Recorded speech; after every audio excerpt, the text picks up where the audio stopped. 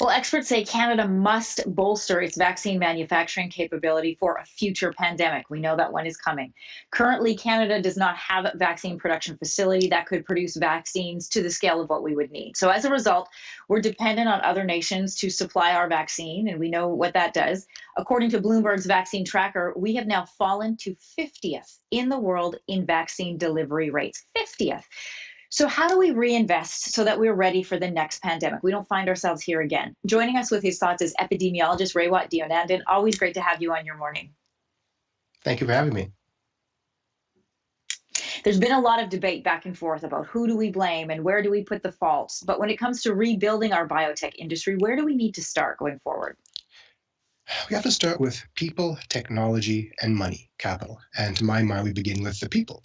And to do this right, you start at the beginning where the people are young in school, students. So we need our universities to crank out more science grads. What kind of science grads? Well, obviously biology and biochemistry, but also information technology and engineering, because those two categories kind of go together to create biotechnology. But also we need students who are cognizant of ethics and finance and governance. That's how we create nuanced, complicated thinking. That's the kind of people we need for the next generation of biotechnology workers to command and rule this particular sector.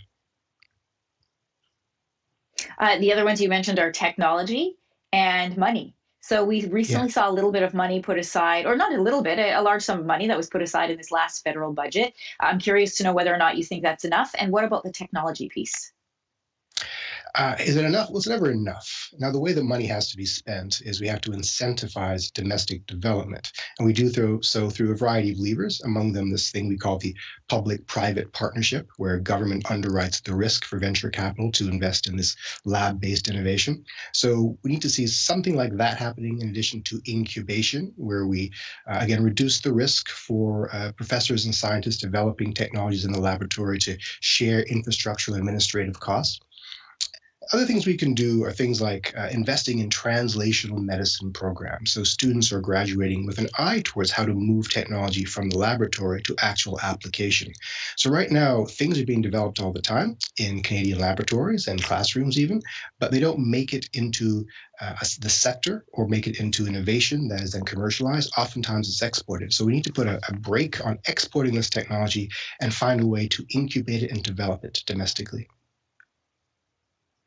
Yeah, and I want to get back to that people piece that you were talking about. Speaking about exports, key technology in the creation of both mRNA vaccines was developed by a Canadian biotech company. How important is it to also keep investing into the people of the future? Because the vaccine production that we're looking at in the States, some of those technologies was developed by Canadian brains who took that south of the border.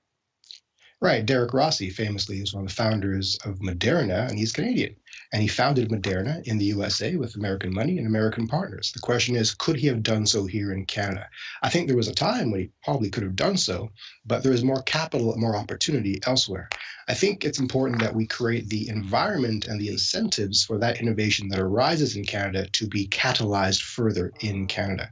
I can't guarantee that Derek Rossi would have found that same opportunity here, but we can start making the incentives to keep talent here when it arises here, and maybe even attract it from other parts of the world.